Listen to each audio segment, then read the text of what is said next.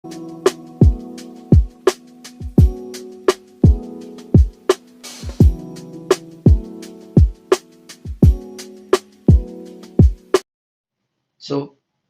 this chapter we are discussing the inpatient care in internal medicine. Here, first we check for the general care.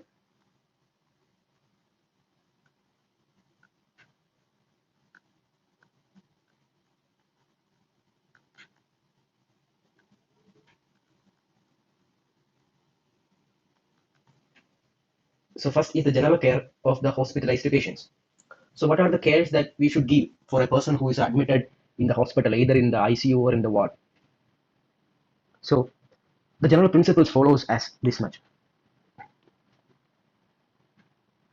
Although a general approach to common problems can be outlined, the therapy must be individualized. Okay, so therapy must be individualized.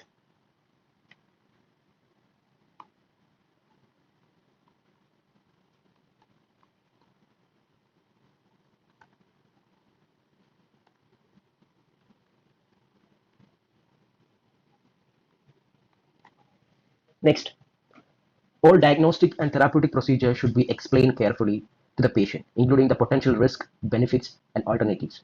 So you have to explain to the patient the risk, the benefits of the procedure, and also the alternatives for that therapy. Next, the period of hospitalization represents a complex interplay of multiple caregivers that subjects the patient to potential harm by medical errors and iatrogenic complications. So there is a possible chance of medical errors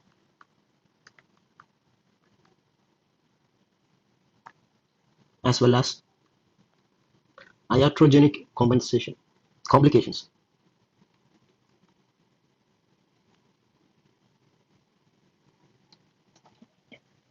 So medical errors and iatrogenic complications. This is another potential risk factor, especially in admitted patients, because it's a culmination of the service from different faculties, different uh, departments of the hospital, right from the doctors to the sweeper or the attendants. In between, all the caregivers are working for a combined effect for the benefits of the patient. But in between, there can be medical errors and iatrogenic complications.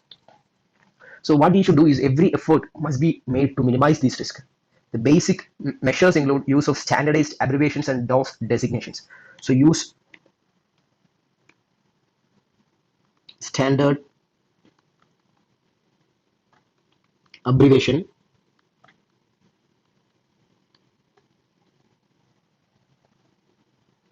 dose designation,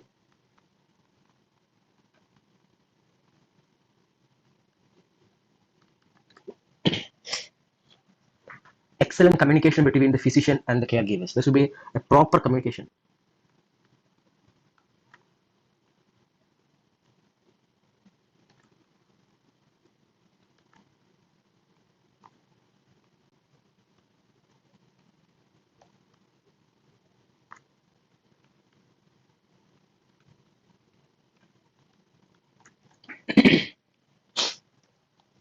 The institution of appropriate prophylactic precautions. There should be appropriate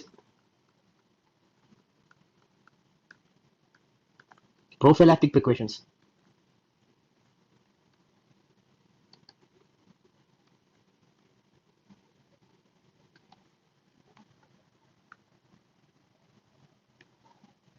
Then prevention of nosocomial infections, including like you to prevent the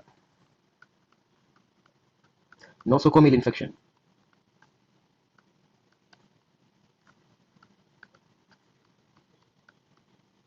Okay, to prevent the nosocomial infections, and also um, hygiene and discontinuation of unnecessary catheters. That's important.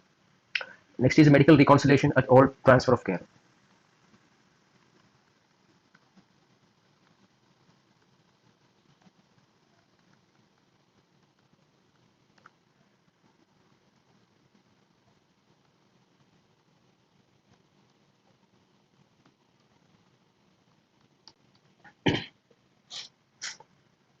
Next comes the hospital orders. That's very important topic. Hospital orders.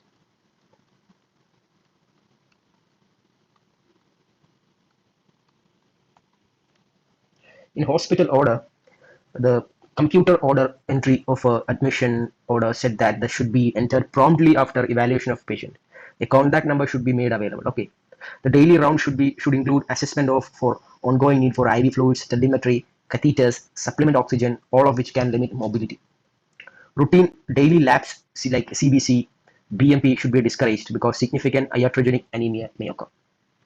Okay, so the main point here we should focus here is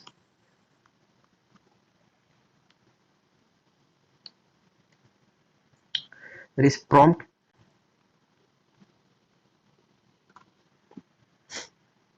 computer order.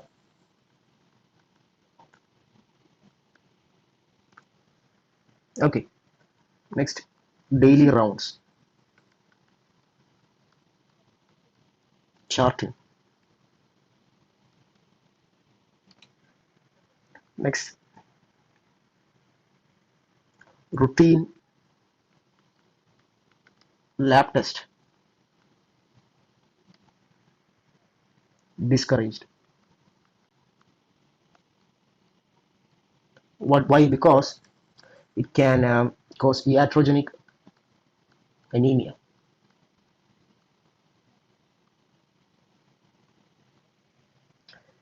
Next comes the topic is discharge of the patient.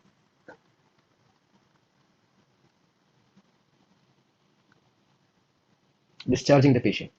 The patient can be discharging like first before discharging there should be a plan. There is a discharging plan. A discharging plan. Next, you see a early coordination that should be there.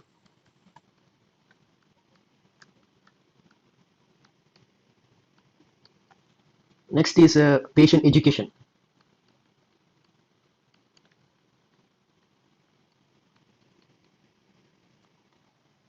Next is prescription.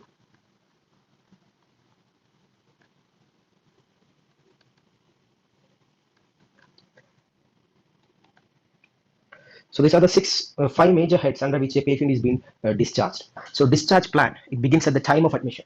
Assessment of the patient's social situation and potential discharge needs should be made at that time. Next is early coordination. There should be an early coordination with nursing, social worker, and case coordinators or managers facilitates efficient discharge and a complete post-discharge plan. Patient education. It should occur regarding changes in medications and other new therapies. Compliance with treatment is influenced by the patient's understanding of that treatment. Prescription. It should be written for all new medications, and the patient should be provided with a complete medication list, including instructions and indications. Next comes communication. There should be communication with physicians who will be resuming care of the patient is important for optimal follow-up care and should be a component of the discharge process.